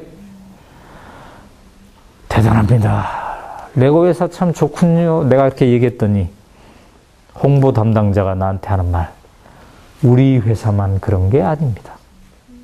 덴마크가 다 그렇습니다. 덴마크는 법으로 뭐라고 되어 있냐면 직원이 35명 이상이면은 직접 선거로 이사를 뽑을 수가 있어요. 이사. 그러니까 35명 이상이면 이사로 뽑혀서 이사가 뭐라는 사람이야? 경영에 참여한. 이사는 경영진의 한 사람이 되겠습니다. 그러니 직접적으로 하니까 직원들이 회사 상황을 뻔히 알아. 그죠? 그러니까 갈등할 일이 별로 없다는 그런 얘기가 되겠죠? 내가 왜 덴마크를 2번 가고 3번 가고 4번 가요? 참 신기한 나라라고 생각하니까. 왜? 되게 평등한 나라야. 어느 정도 평등해요? 소리가 좀 커지고 있어요. 어느 정도 평등해? 어느 정도 평등하냐면은 제일 높은 산이 덴마크 전역에서 제일 높은 산이 172m 밖에 안 돼. 그 다음에 건물도 대부분 막 한 5층짜리 건물밖에 안 돼. 그 이상 되는 건물이 별로 없어. 모양도 그렇지만 사람들 사이에서도 엄청 평등한데. 자, 이렇게 평등하면 어떨 것 같아요? 평등 사회의 함정이 뭐일 수 있어요? 자유가 제한될 수 있는 거. 평등하다 보면. 그런데 또 자유도는 엄청 높더라고.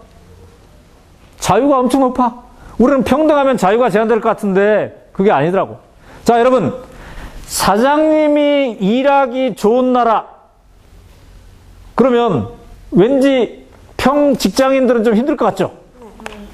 우리 이명박 대통령이 뭐라고 처음에 얘기했어요? 비즈니스 프렌들리. 그러니까 사장님들이 막 환호했어. 근데 덴마크는 사장님들이 회사하기 좋은 나라 OECD 1위인데 동시에 직장원들의 만족도가 높은 나라가 또 OECD 1위야. 되게 신기하죠, 이게. 이 두 가지를 다 겸할 수 있다는 게. 그죠? 그 다음에 또 신기한 건 뭐냐면은, 덴마크는, 아까 얘기한 대로 직원이 회사의 경영에 참여할 수 있잖아요. 또 노조는 엄청나게 다 결성할 수 있어가지고 70%가 노조 결성이야. 우리는 10%밖에 안 되는데. 그런데 반대로 회사 사장님이 노동자를 경영상에 합당한 이유가 있으면 언제든지 해고할 수 있어. 해고의 자유가 또 있는 거야. 그러니까 노동조합 탄압을 위한 해고 이거 말고 남녀차별 해고 이거 말고 살림살이가 어려워졌을 때는 설명하면서 해고할 수 있다는 거야. 이 두 가지가 또 이렇게 돼 있는 거예요. 그 다음에 또 뭐예요? 안정. 자, 덴마크는 사회복지가 잘 돼 있으니까 안정돼 있을 것 같죠? 자, 안정된 사회의 병폐로 우리가 지적된 게 뭐예요? 안정되면 뭐가 없다? 도전정신. 안정되니까 다 먹고 살만한데 굳이 내가 더 노력할 필요가 있어. 이런 도전정신. 창의성이 또 떨어질 수 있다 이러잖아요. 근데 또 그게 아니더라고. 오히려 안정돼 있으니까 도전할 수 있더라고. 여러분 그 의미가 뭔지 아세요? 자, 우리는 안 안정돼 있기 때문에 대학교 갈 때 다 무슨 과를 복수 전공해요? 경영학과를 복수 전공해.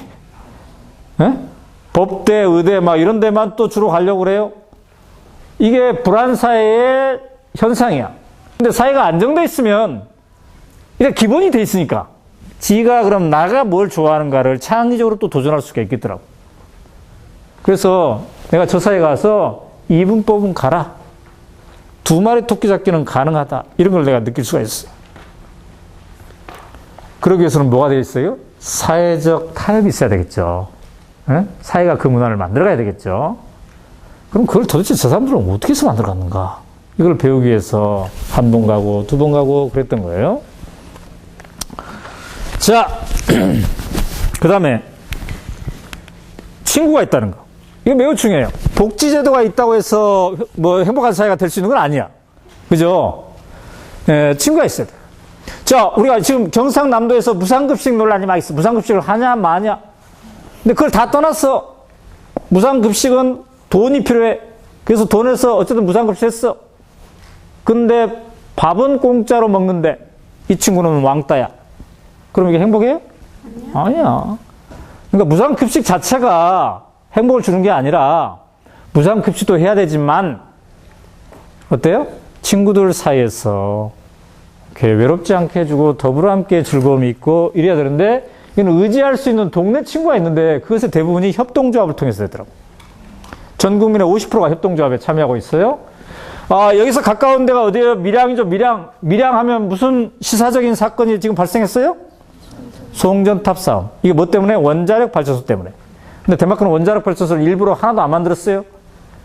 더 중요하게는 에너지를 국민 스스로 만드는, 시민 스스로 만드는 문화가 있어요. 그래서 슬로건이 이거야. 우리 동네에서 쓸 에너지는 우리가 만든다. 그러니까 송전탑이 필요 없는 거죠. 긴 송전탑이. 근데 그 에너지를 국가가 만드는 게 아니라 시민이 만드는데 그걸 협동조합으로 만들더군요. 자, 환경. 자전거의 천국인데 이거 잘 보세요. 자전거 도로가 본 도로에 비해서 좁습니까? 아니죠. 당당하게 차지하고 있어요.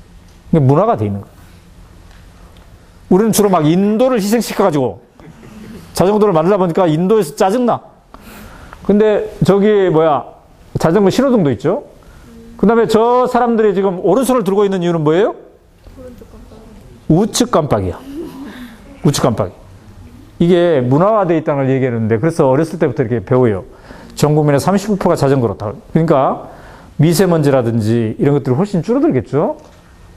자, 그럼 이런 사회가 도대체 어떻게 해서 만들어진 거냐? 150년 걸린 사회. 전쟁에서 져가지고 이렇게 쭈그러들었어요, 나라가. 그때 이런 슬로건을 만들고 가장 첫 번째로 한 게 이 그룬트비 목사가 교육혁명을 했는데 그때까지만 해도 덴마크 교육도 암기식 교육, 어려운 교육, 합격을 위한 교육이었대요. 근데 그룬트비역에서 삶을 위한 교육, 대안교육 이게 나와가지고 이때부터 이제 인생학교 시스템이 만들어진 거예요. 얘네들은 고등학교를 졸업하고 6개월 동안 여기 또 왔어요. 내가 얘네들을 물어봤더니 니들은 어느 대학에 갈래? 무슨 과 갈래? 했더니 글쎄요. 잘 몰라서 여기 왔습니다. 그래서 찾고 있습니다. 그러더군요. 근데 전혀 부끄러워하지 않는다는 거. 여유를 가지고. 예. 대학을 졸업하고, 고등학교를 졸업하고 바로 대학 가는 사람이 그리 많지 않아요? 아까 그 잘생겼다는 요나스랑 빅터 있잖아요. 1년 반 지났거든요. 고등학교 졸업한 지. 아니, 전 세계 토론대에 나가가지고 1등 했는데 우리나라 같으면 막 좋은 대학에 갔겠지? 이른바 좋은 대학. 그런데 아직도 안 가고 있어. 왜? 자기가 뭘 하고 싶은지 아직도 모르겠대. 그래서 여유를 가지고 지금 찾고 있는 거야. 그죠? 그게 용납되는 사회인 거야. 자, 함께하면 득이 된다. 협동조합 만들기가 거시하게 이뤘고, 그 다음에 국토개관운동이 이뤘는데, 이 모든 것이 시민이 주도했다는 거예요. 시민. 그러니까 여러분이 주인 거예요. 여러분이. 자, 그러면 이런 사회가 어떻게 될 것인가 봤더니, 우리 사회에서는 그럼 왜 그동안 어떤 주목을 했나 봤더니, 무려 90년 전부터 우리가 덴마크에 주목을 했더군요. 여러분들 국어책에 이 소설 나오죠? 상록수. 네. 제목이 나올 거야, 제목이. 상록수라는 제목. 이 소설이 35년에 쓰여진 책인데, 이 실제 주인공이 최용신이라는 사람이야. 이 사람이 농촌 계명운동을 하는데, 이때 얘기가 뭐냐면, 대사에 우리도 덴마크처럼 돼야 될 텐데, 이런 얘기가 나와요. 그 다음에 우리 중학교 교과서에도 실렸어요. 박정희 대통령 시절에 새마을 운동 한다고. 새마을 운동은 이스라엘 농촌과 덴마크 농촌을 배우는. 이분이 누가 이 책을 썼나 했더니 이분이 썼더라고. 그래서 내가 가서 물어봤어요. 우리는 덴마크를 교과서에서도 배웠는데 왜 지금은 잊혀졌나요? 그리고 왜 행복지수가 이렇게 차이가 있나요? 그랬더니 두 가지를 얘기했어. 하나는 덴마크는 농촌에서 협동조합을 시작했는데 이것이 이 문화가 그대로 도시에 이어졌다. 그래서 노조 결성률이 무려 70%나 돼요. 산업화 속에서. 근데 우리나라는 농촌의 문화가 도시에 오면서 깨져버렸어. 그래서 아파트 문화 속에서 옆집에 누가 사는지 잘 모르죠, 아파트에서. 두 번째 차이. 덴마크는 철저히 아래로부터 위로였다. 그러니까 시민이 주도했다는 거예요. 근데 우리는 이 새마을운동은 정부에서 주도해가지고 이게 한계가 있었다. 이렇게 얘기하더라고요. 자, 내일은, 그럼 많은 사람들이 이제 그래요. 그럼 우리가 무엇을 어떻게 해야 될 것이냐. 우리 사회는 저렇게까지 되려면 과연 얼마나 걸릴 것이냐. 이런 식으로 얘기를 합니다. 저희 답은 여러분이 오늘 무엇을 하느냐에 따라서 몇 년 걸리는가 결정이 난다는 건데, 다행인 것은 우리 사회 곳곳에 덴마크가 있더라는 거죠. 이미. 우리는 덴마크처럼 언제 저렇게 할 수 있냐 그러는데 우리 사회에 이미 곳곳에 있다. 이게 주류가 아니어서 그렇지. 솔직히 말해서 우리가 그 6가지의 가치, 자유, 안정, 평등, 신뢰, 이웃, 환경, 이 6가지 가치가 여러분 생각했을 때 이게 새롭습니까? 아니죠. 우리가 늘 얘기하는, 내세우는 가치들이야. 어쩌면 너무나 오래전부터 내세웠기 때문에 좀 녹슬어 보이는, 무디어져 버리는. 그래서 우리가 뭘 막 새롭게 배운다기보다는 오래전부터 강조했지만 제대로 되지 않은 것들. 근데 우리 사회 곳곳에는 그런 거를 제대로 하기 위해서 노력해온 사람들이 있더라고. 특히 제가 이 책을 냈더니, 이 책으로 전국 순회 강의를 했더니 이 강의를 주최한 사람들은 적어도 뭐예요? 뭔가 꿈틀꿈틀거리는 사람들이야. 그래서 갔더니 여기에는 종로, 서울 종로에 있는 길담 서원이라는 데인데요. 10년째 시민들이 공부하고 있더군요. 근데 신기하게도 이 서원을 만든 사람이 누구예요? 우리 생각에는 교수님, 정년퇴임한 교수님 그러면 어때요? 공부를 너무나 실컷 했겠죠? 근데 성공회대 정년퇴임한 교수가 67세에 처음으로 깨달았대요. 뭘 깨달았어? 아, 내가 제대로 공부해 본 적이 없구나. 그럼 이 교수님은 왜 그랬겠을까? 내가 40에 박사가 됐는데 그때까지는 박사가 되기 위한 공부를 했고, 그 이유는 내 제자들을 박사로 만들기 위해서 공부했고, 이런 공부를 하다 보니까 내가 주도적으로 내 인생을 어떻게 살까를 고민하면서 한 공부는 별로 없었던 것 같다. 이제부터 내가 공부하자 해서 만든 거예요. 거기 갔더니 내가 했던 말을 이렇게 탁 근사하게 글씨로 쓰셔가지고 직접 선물도 해줬어. 대전 현충원에 갔더니 이런 글귀가 있더군요. 애국지사가 이렇게 얘기했어요. 가운데, 우리는 어디서 무엇을 배워 다음 세대에게 무엇을 남겨줄 것인가. 우리가 지금 공부하는 이유죠. 우리 안에 덴마크가 있는데 춘천에 한 카페를 갔어요. 대학생 언니들인데 대학을 졸업하고 이제 부모들은 취업하기를 원했을 텐데 4명이서 협동조합을 만들어서 북카페를 만들었더군요. 그래서 왜 취업 안 하고 스스로 협동조합으로 북카페를 만들었어 했더니 저 얘기를 하더군요. 대학가에 서점이 없다. 대학가의 서점들이 다 술집으로 변했대요. 특히나 인문학 서점이. 그래서 어떻게 살 것인가를 고민하는 그거를 만들겠다고 이렇게 해요. 그래서 내가 칭찬도 해주고 여러 가지 격려도 해주고, 그러나 또 걱정이 돼가지고 돈은 잘 벌리는지 밥벌이는 되는지 물어봤어요. 그랬더니 나중에 봤더니 이게 있어요. 여기 뭐라고 써 있습니까? 당신은 무엇을 바라보는가? 누군가의 꿈을 듣고 밥 벌어 먹겠다는 말이 먼저 나온 사람은 출입금지다. 이렇게 되어 있더군요.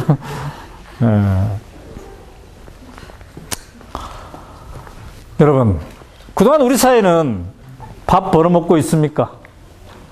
월급은 얼마입니까? 취직했습니까? 주로 이런 거였어, 질문이. 그래서 우리가 우리 사회를 행복사회로 변화시키기 위해서는 먼저 해야 될 게 인사말의 교체, 인사말의 교체. 그 인사말이 이제 밥 벌어먹고 삽니까가 아니라 당신은 당신이 좋아하는 것을 찾아가고 있습니까? 이런 질문을 해야 되겠죠? 이거는 학교들이고.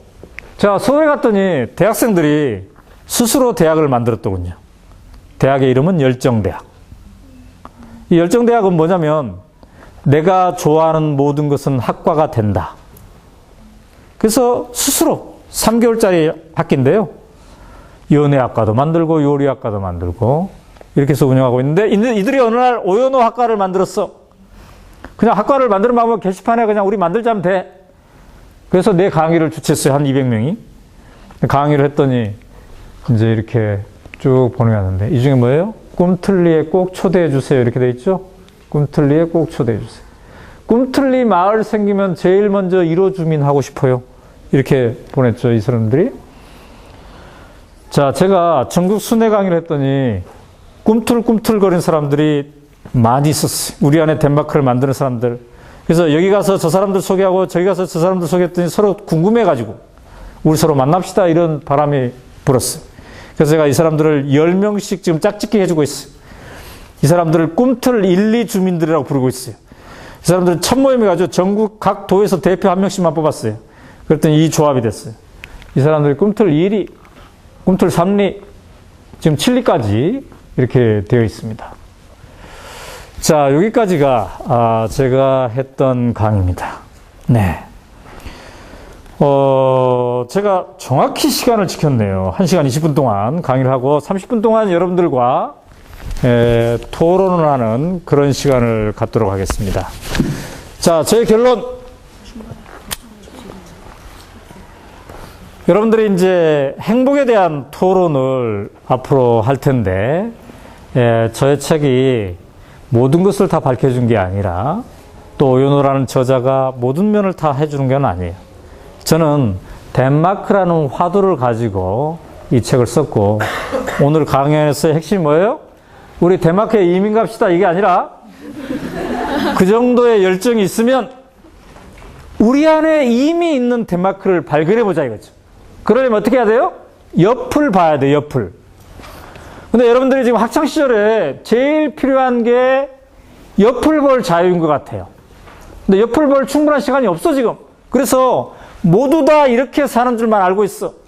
근데 옆을 보면 매우 다양하게 살고 있는 사람들이 있다는 거 이걸 아마 발견하게 될 거예요.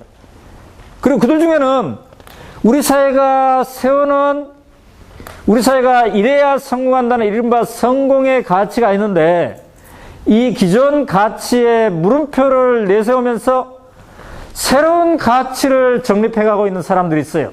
행복은 여기에서 온다고 이렇게.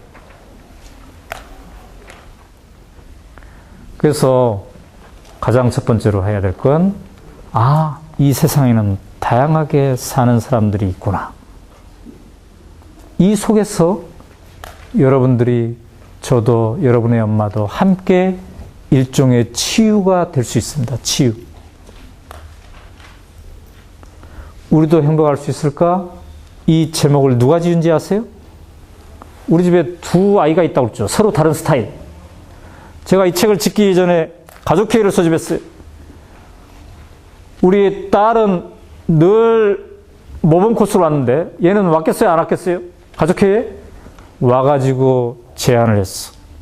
제목을 뭐로 제안했냐면 덴마크야 너는 왜 행복하니?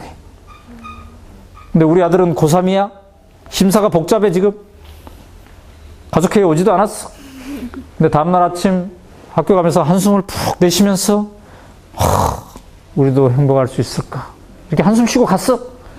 근데 그게 제목이 된 거야 지금. 그래서 요새 얘가 이제 저작권의 일부를 주장하게 해놨어. 그래서 이 책이 왜 잘 팔리는가를 분석하기 위해서 지가 네이버나 이런 데를 봤더니 제목이 짠하게 내 가슴을 후벼팹니다. 뭐 이런 게 있더라는 거야. 그래서 저작권을 주장하기 시작했어. 전라도에 가서 이 제목을 얘기했더니 뭐라고 그러더라? 전라도에서 이 제목은 어째야 스카이야. 경상도는 뭐예요? 웃자노? 뭐 어쩌고 뭐 이런 거겠지. 그죠? 예. 그래서 얘가 아빠가 쓴 책을 그동안 안 읽어봤는데 지가 제목 짓는데 저작권을 주장하기 위해서 읽어본 거야. 읽어봤더니 내가 생각할 때 얘가 어느 정도 치유를 받은 것 같아. 왜? 얘가 지금 대학에 갔는데 지가 원래 1순위로 뽑은 대학에 못 갔어. 2순위로 뽑은 대학도 못 갔어. 어쨌든 3순위로 자기가 이제 생각한 대학에 갔어. 그래서 1순위, 2순위를 자기가 못 갔기 때문에 아주 막 위축되어 있는 거야. 근데 이 책을 읽어보더니 내 잘못만은 아니구나. 내가 이렇게 3년 동안 열심히 공부해가지고 했음에도 불구하고 내가 원하는 대학에 못 갔어. 근데 덴마크 사람들 보니까 그래도 안 위축되고 잘만 살고, 아니 저렇게 요나스같이 똑똑한 애들도 지금 2년째 대학도 안 가고 있고, 그래도 사람들이 아무렇게 얘기도 안 하고, 그런 사회도 있는 거고. 그동안 내가 왜 이렇게 공부를 안 했지? 나는 왜 이렇게 머리가 안 좋을까? 나는 왜 재채를 못할까? 이런 생각으로 뭔가 이렇게 했는데 그게 아니라는 거죠. 누군가는 공부를 빨리 잘할 수 있고 누군가는 늦게 할 수도 있는 거구나. 응? 이런 과정, 내 잘못만은 아니구나. 이게 매우 중요합니다. 그래서 여러분들도 이게 대한민국 시스템이 유일한 시스템이 아니니까 옆을 보고, 특히나 인생이 길어요. 기존 사회가 만들어 놓은 가치, 행복의 가치와 내가 하나뿐인 내 인생을 살면서 나는 어떤 가치를 만들어야 되나. 그리고 나만 행복해서 되는 게 아니라는 걸 우리가 세월호에서 알았잖아요. 나만 행복해서 되는 게 아니라는 걸 우리가 내무반 사건을 통해서 알았잖아요. 내무반에서 나 혼자만 멀쩡하면 안 돼. 내무반을 같이 쓰는 10명이 다 정신적으로 건강해야지 우리가 멀쩡하게 나올 수 있어. 그래서 우리도 행복할 수 있는 걸 함께 모색해보는 그런 걸 같이 했으면 좋겠다는 거예요. 네, 저 혼자 떠드는 건 이 정도로 하고 지금부터 질문 받겠습니다. 질문 주세요. 질문. 두 가지를 결합해야 될 것 같습니다. 우리가 길가에 가다 보면 그런 분 있죠. 도를 믿으십니까? 뭐 이러면서 다가오면서, 또 TV에 막 힐링 프로그램도 많고 정신적 수양을 강조하는 사람도 많고 있습니다. 저도 개인적으로 종교가 있습니다. 예, 저는 이제 기독교예요. 그래서 우리가 사회를 향해서 행복사회를 만드는 일과 내가 내 속에 나랑 대화하면서 스스로 뭔가를 적어가는 것과 이것이 함께 어우러졌을 때 더 좋은 것 같아요. 그 둘 중에 어느 것 이게 아닌가 아니라 그 둘이 함께 가야 될 것 같아요. 함께. 이게 제 답입니다. 자, 다음 질문. 근데 지금까지는 이 책이 지금 왜 주목을 받았냐면요. 지금까지는 행복이라는 것에 대해서 전부 다 뭔가 마음의 수양이라든지 뭐 이런 것들에 대해서 좀 강조했던 것들이 많아요. 근데 이거 덴마크 사례는 함께 사회가 행복해야지 이게 되는 거구나. 왜냐하면 여러분들 엄마 아빠한테 여쭤보세요. 엄마 행복해요? 그러면 대부분 답이 아마 이런 걸 거야. 그래, 나는 그럭저럭 행복하다. 근데 네가 이렇게 학교 다니면서 새벽 6시에 일어나가지고 또 이렇게 짠하다야. 그 다음 네 군대 보낼 생각을 하니 그렇고, 또 네 형 지금 취업 준비하느라고 이렇게 하는 거 보니까 참 그렇다. 이렇게 되는 거야. 그죠? 나는 그럭저럭 행복한데. 이렇게 사회 속에서 보니까, 그리고 또 세월호 일어나니까 또 이게 그렇고. 노죠. 글쎄요, 그 과목에 그런 걸 가르치느냐 안 가르치느냐 내가 모르겠어요. 아마 가르칠 수 있겠죠. 그런데 이게 이미 이제 일반 문화가 됐어요. 그냥 산소 같은 게 돼가지고 안 가르쳐도 될 만큼 이렇게 돼 있어요. 그 사람들이 이렇게 얘기하더군요. 우리 사회는 전 세계에서 가장 조직화된 나라입니다. 그러니까 어딘가에 속해 있는 거예요. 사람들이. 노조가 금방 언급한 프랑스나 영국이나 이런 데는 25% 정도밖에 안 돼요. 유럽 평균도 한 30% 미만이에요. 근데 이 나라가 70%인 이유는 노조의 역할이 아주 독특합니다. 어느 정도 독특하냐? 실업기금 있잖아요. 실업기금도 정부만 이렇게 되는 게 아니라 노조의 기금과 이렇게 같이 버물러져서 이렇게 되는 거. 그 다음에 노사 분규가 일어나면 어때요? 우리는 최종 심의를 어디서 해요? 노사 분규의 최종 심의? 대법원. 근데 덴마크는 노동법원이 따로 있어요.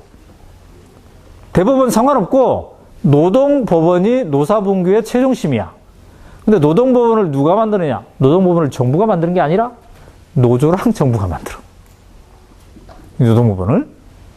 그 다음에 또 실업자 교육, 실업을 하면은 재취업을 시켜야 되잖아요. 이것도 정부가 실업자를 재교육하는 게 아니라 노조랑 정부가 연대해서 이걸 해. 그러니까 곳곳에 노조의 역할이 이렇게 있단 말이죠. 그러니까 정부가 노조를 잘 대우해주는 수준이 아니라 파트너, 경영 파트너 이런 역할로 이렇게 돼 있기 때문에 이렇게 되는데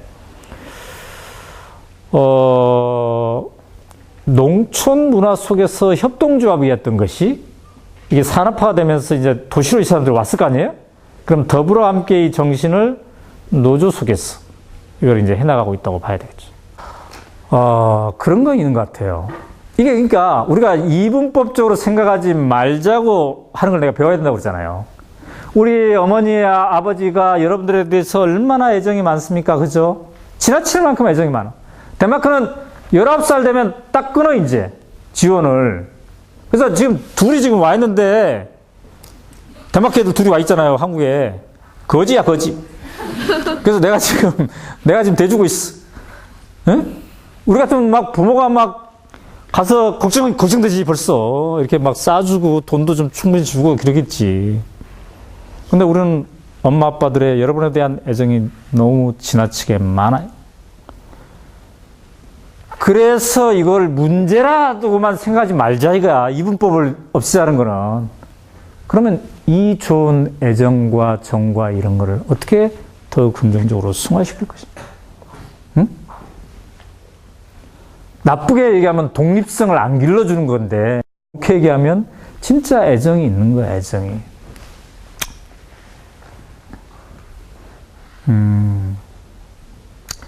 우리 남학생이 지금 대학에 가서 기숙사 생활하고 있어. 근데 그동안 고등학교 3학년 내내 깨웠잖아요, 우리가? 엄마가? 근데 이제 독립성을 길러주기 위해서 이제는 절대로 전화를 하지 말자. 근데 첫 주에 월요일도 화요일도 수요일도 아무 연락도 우리가 안 했어. 부부가 짜고. 근데 목요일쯤 엄마가 궁금해지기 시작했어. 그래서 카톡을 보내기 시작했어. 일어나서 기숙사 밥은 잘 먹고 있냐? 9시에 시작하는 1교시는 잘 갔냐? 룸메이트들은 괜찮나? 근데 아무런 답이 없어. 그래서 최후적으로 기다리다가 답이 없었어. 아들아, 네가 살아있다면 점이라도 하나 찍어다오. 그랬더니 점이 하나 딱 찍혀왔어. 우리가 이렇게 지금 독립성을 테스트하고 있는데 그러니까 이 정을 우리가 어떻게 승화할 것인가, 어떻게 긍정적인 걸로 할 것인가, 그러면서도 또 독립성은 기를 것인가, 그지? 이렇게 이렇게 하면 좋을 것 같아. 처음부터 오마이뉴스 연재를 했어요, 일부를. 그렇기 때문에 오마이뉴스도 행복한 회사가 돼야 되겠지. 그래서 이러한 저러한 시도들을 했어요. 그 중에 대표적인 게 뭐냐? 기자들에게 한 달씩 자유 독립국을 선언하게 하는 거야. 그러니까 기자들이 취업하면 제일 먼저 해야 되는 게 뭐예요? 수습 기자. 그 다음에 이제 정식 기자가 되는 거야. 그럼 정식 기자 하면서 제일 먼저 하는 게 뭐예요? 편집국장의 명령 받는 거. 이거 취재하고 너만 이거지. 근데 이게 되다 보니까 기자 사회도 군대 문화가 남아있어가지고 자기 자유로운 사고를 못하고 자유로운 취재를 못하는 문화. 이거는 뭐 조선일보든 한겨레든 똑같아. 왜 그럴까요? 기자 사회가 빨리빨리 써가지고 언제까지 막 몇몇을 쓰고 이게 철저한 규율이 지켜지지 않으면 안 돼, 이게. 신문이 안 나와. 그러니까 이게 하다 보니까 그렇게 되는 거예요. 그러니까 나중에는 이제 수동적 인간이 되어가 이걸 막기 위해서 우리는 정기자가 되면 첫 달 바로 첫 번째로 하는 게 뭐냐면 아무의 명령도 안 듣고 회사에 안 나와도 되고 니 혼자 한 달을 생존하는 거야. 당연히 월급은 주지. 근데 이거를 수석기자만 할 게 아니라 경력기자도 하자 해서 이제 이렇게 하고요. 그 다음에 아름다운 실패상 이런 것도 정했어요. 아름다운 실패상. 꼭 성공해야만 주냐? 제안해서 실패해서 주자. 그렇게 해서 이러저러한 뭐 노조와의 관계도 잘하고, 우리도 오마이뉴스 노조가 있겠어요? 없겠어요? 있어. 하는데, 그래서 완벽한 행사가 됐어요? 안 됐어요? 안 됐어. 네, 얼마 전에 우리 또 막 직원총회 하고 난리 났어요. 네. 봄이 되면 벚꽃들이 난리를 피우는데, 우리 회사도 난리가 났어. 왜? 사장이랑 경영진이 뭔가 결정을 했는데, 이거 충분히 협의를 안 하고 결정했다고 그래서 직원총회, 어젯밤 또 노조총회도 하고 그랬어요. 근데 이제 그나마 우리가 위안하는 건 뭐냐면 오마이뉴스나 되니까 이렇게 직원총회 하고 사장 앞에 있는데 막 큰 소리 치고 직원들이 이럴 수 있는 거야 사실은. 어느 언론사가 사장 앞에서 막 큰 소리 치고 전 직원 총회하고 이러겠어요. 그래서 지금은 이제 다 이해가 됐어. 이렇게 잘 이해가 되고 이런 흐름을 계속 가져가고 있습니다. 여러분 중에 혹시 우리 회사는 홍대 근처에 있어. 홍대 근처. 혹시 서울에 홍대 근처 놀러 왔는데 오연호가 보고 싶다 하면은 미리 이메일을 주고 네, 오세요. 그러면 내가 견학시켜 줄 테니까. 자, 오마이뉴스의 메인에는 전 세계에서 유일하게 오마이뉴스 편집국장은 내일 오마이뉴스 메인에 어떤 기사가 뜰지를 모르고 있어.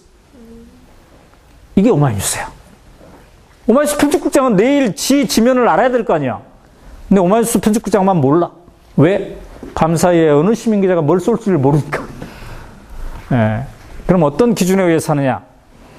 상근 기자들은 기획된 기사를 쓰겠지. 편집국장한테 보고하고 이번에 나 이거 하겠습니다. 이게 상근 기자야. 시민 기자는 자기가 마음대로 써대. 그러니까 온갖 것들이 올라오는데 그 중에서 그럼 뭐가 메인에 뜨느냐? 자, 기사에서 제일 중요한 게 뭐야? 시성이 중요해. 시성. 그죠? 지금 벚꽃이 막 필 때 벚꽃 얘기를 해야 돼. 근데 벚꽃 다 지고 진달래 피기 시작했는데 벚꽃 얘기하면 좀 그렇죠? 시성. 그 다음에 중요한 게 어느 정도 이게 공감대가 있느냐. 응? 네, 공감대가. 자, 자기가 지금 알바를 열심히 하고 있어. 근데 돈이 잘 안 벌는데 이거보다는 어때요? 네, 어느 한 대학생이 이렇게 기사를 썼어. 자기 집이 삼겹살집을 한대. 삼겹살, 아빠가 삼겹살.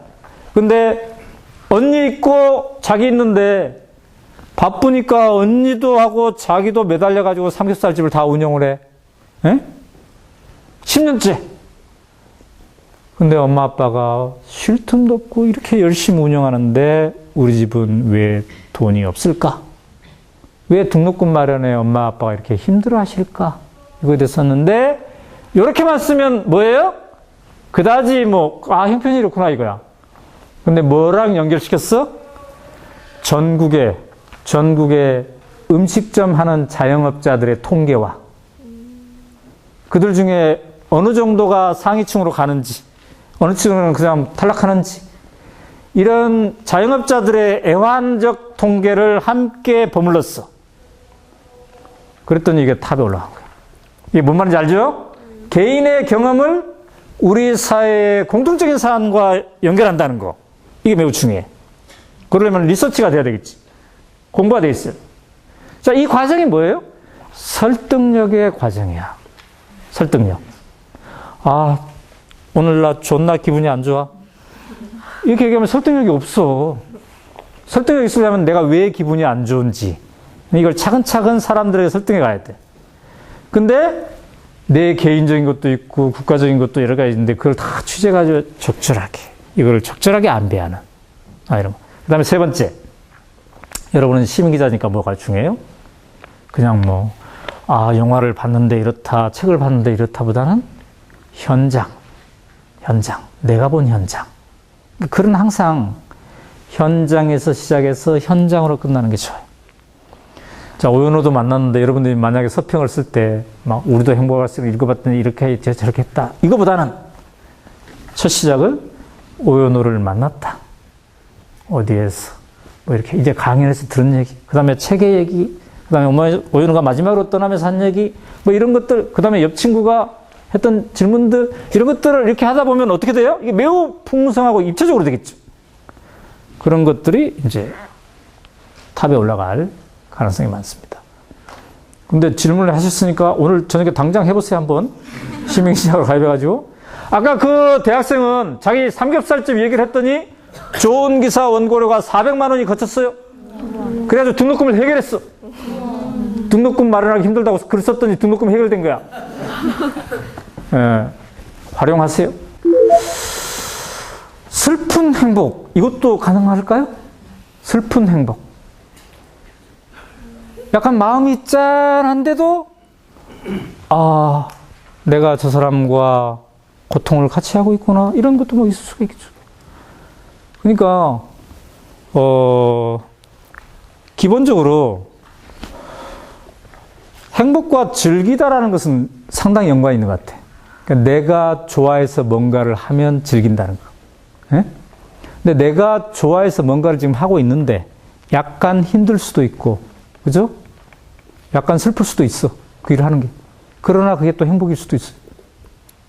나는 기자 생활의 시작을 조선일보에서 한 게 아니고 KBS 한 게 아니라 동아일보에서 한 게 아니라 완전 듣보잡 매체인 월간 말지에서 했어. 월간지. 이거의 월급은 교사 초봉의 2분의 1도 안 됐어요. 그리고 듣보잡이었기 때문에 뭐가 문제예요? 저 말지 기자입니다 하면 사람들이 알아주고, 아, 어서 오십시오. 뭘 도와드릴까? 이렇게 해야 되는데, 말지 기자입니다 하는데, 말지가 뭔지를 몰라. 말지 기자입니다 했더니, 이 말하다 할 때 말인데, 진실을 말하는 말인데, 말지 기자입니다 했더니, 경마 잡지에서 오셨습니다. 이렇게 하는 거예요. 예. 근데 그런 데서 제가 1년도 아니고 무려 12년을 근무했어요. 12년? 내가 고통을 받았지. 월급이 조금이니까 삶의 고통을 받았어. 근데 나는 행복했어. 예. 그게 뭐냐. 내가 쓰고 싶은 기사를 썼기 때문에. 그때 막 그 전두환 시대여가지고 군인들이 편집국에 와가지고 개입할 때거든요. 근데 이 매체는 당시에 유일하게 그걸 거부했던 매체야. 그러니까 월급은 적었지만 또 불법 매체였어, 그 당시에. 그랬지만 내가 행복할 수 있었던 거예요. 그래서 슬픔, 시련, 고난, 이 속에서도 행복이 있을 수 있다. 근데 뭐에 대한 믿음? 내가 이것을 하는 것이 내가 내 가슴을 떨리게 하는 그 어떤 가치를 향해서 내가 지금 다가가고 있구나. 이 믿음이 있을 때 그러겠지. 그런 게 없을 때는 그렇지 않죠. 제가요, 어렸을 때, 우리 농촌이거든요. 농촌? 완전 깡촌에서 내가 태어났는데, 우리 엄마가 밭에서 일을 하는데, 초등학생인 내가 볼 때 진짜 놀랬어. 왜? 아니, 아침밥 먹고 밭에서 일을 하시는데, 점심 먹을 때까지 허리를 한 번도 안 펴. 그래서 내가, 엄마, 좀 쉬었다 하시지. 그랬더니 뭐라고 하셨냐면, 일하는 것이 쉬는 거지 뭐 그러더라고. 그러면서 이분은 일하면서 뭔가 고통을 받는데, 허리가 끊어지는 고통을 받는데, 그 과정에서 뭔가 희망과 가치를 뭔가 품고 있는가. 이 일을 해가지고 내가 우리 자식을 교육시키고, 뭐 이런 게 있는 거예요. 그게 있었기 때문에 그게 가능한 거죠. 예, 자기의 신념과 믿음을 갖는 건 좋은데, 그게 이거인 것 같아요. 과연 나도 즐겁고 옆 사람도 즐거운가?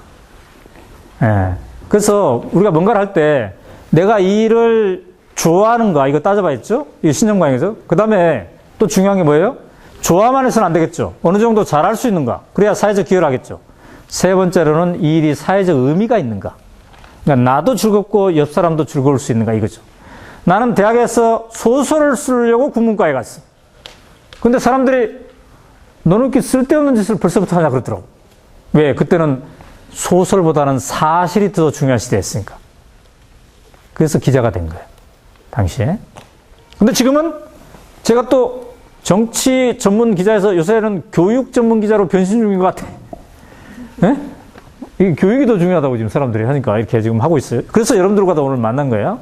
어쨌든 신념이라는 게 자기의 신념도 있겠지만은 그 신념이 결국 외화돼서 다른 사람 관계에서도 그럴싸하게 통할 때 더 좋은 게 되겠죠? 자, 마지막 질문. 아까 제가 이제 우리의 인사말이 바뀌었으면 좋겠다 그랬는데 옆을 볼 자유. 우리가 그러니까 앞만 보고 달려가는 이런 게 있는데 이 옆을 볼 자유 그리고 좀 다르게 살 자유 이런 것도 있었으면 좋겠어. 사회적 눈치를 안 보고 아 이렇게 살아도 되는구나 이런 문화들이 형성했으면 좋겠어요. 그 다음에 이제 사회적으로는 분단의 극복이죠. 결국 우리가 분단의 극복 없이는 완전한 행복 사회를 이루기가 참 힘듭니다. 왜? 이 분단이 의미하는 사상과 표현의 자유, 제한 이것도 있고요. 또 분단이 직접적으로 전쟁 스트레스를 우리에게 주는 것이고 분단이 남학생들을 군대 가게 해야 되는 것이고 분단이 복지제도에 써야 될 우리의 전체 이 비용을 질곡으로 몰아가고 있는 거고 이것과 매우 상관이 있어요. 그래서 행복사회를 만드는 일은 분단사회를 극복하는 일과 연계가 돼야 돼요. 그래서 나는 누군가가 근데 그럼 어떻게 해? 남한사회를 완전히 행복사회를 만들어야지 이게 통일을 앞당기는 거예요. 북한 사람들이 봤을 때 아, 남한사회가 한두 군데가 좋은 게 아니라 남한사회가 모든 것이 좋구나 이렇게 생각해야지 북한 사람들이 우리랑 통일을 막 흠모할 거야. 그러니까 북한 사람들이 흠모하게 만들려면은 지금 정도의 자유 가지고는 안 되는 것이고 지금 정도의 평등 가지고는 안 되는 것이고 네? 이런 거야. 아니 남한이 북한보다 밥 먹고 사는 데는 더 잘 살고 정치적 자유는 더 있다고 하지만 어때? 지금 보면 결혼하기 힘들어. 애 낳기 힘들어. 어른이고 아이들이고 자살률이 제일 높아. OECD 중에. 그러면 그다지 밥 먹고 사는 거 좋아 보여도 정치적 자유가 좀 더 있는 거 좋아 보여도 글쎄 뭐 거기까지 굳이 내려가 가지고 내가 뭐 이렇게 생각할 수도 있어요. 그래서 이 사회를 진짜 덴마크 정도의 사회로 만약에 만든다면 나는 북한 사람들 대부분이 우리가 흡수통일 같은 거 안 하자고 해도 막 올 것 같아. 하자고 할 것 같아. 밑에서부터. 이게 법륜스님의 주장이야, 사실은. 법륜스님. 저랑 새로운 백년이라는 책을 써서 통일에 대해서 했던. 어쨌든, 뭐 통일을 어떻게 할까, 어떻게 바라볼까, 다양한 가치가 있지만, 그것도 우리가 해결해야지 이게 진정하게 되겠구나. 이런 생각이 듭니다. 자, 이제 제가 인사말 해야 될 시간이 됐습니다. 제가요, 이런 생각을 갖고 있어요. 이렇게 오늘 여러분들은 여러 학교에서 모였잖아요. 근데 개별 학교에 가서 하기도 하고 부산도 내가 몇 차례 학교에 왔어요. 예, 그래서 이미 제 책을 읽고 독후감 쓴 사람들이 전국에 한 30개 이상의 학교인 것 같아요. 그래서 올 여름방학 때 그 친구들을 한번 초청해 볼까 그래요. 전국에서 골고루. 자기 학교 학생만 만나는 게 아니라 전국에서 고등학생들이 만나면 또 이 주제를 가지고 같이 만나면 재밌을 것 같죠? 네. 이 자리에 오신 분들도 몇 명 내가 초청할까 해요. 누가 초청을 어떻게 할지 모르겠으나 이메일로 하시고 또 여러분들 아마 이게 이제 한 서너 달 동안 아마 대회 한다는데 그 대회 결과도 제가 계속 지켜보고 이렇게 하겠습니다. 어쨌든 귀중한 시간 함께 해주셔서 감사하고요. 여러분들도 오늘자로 꿈틀리 주민으로 초대하겠습니다.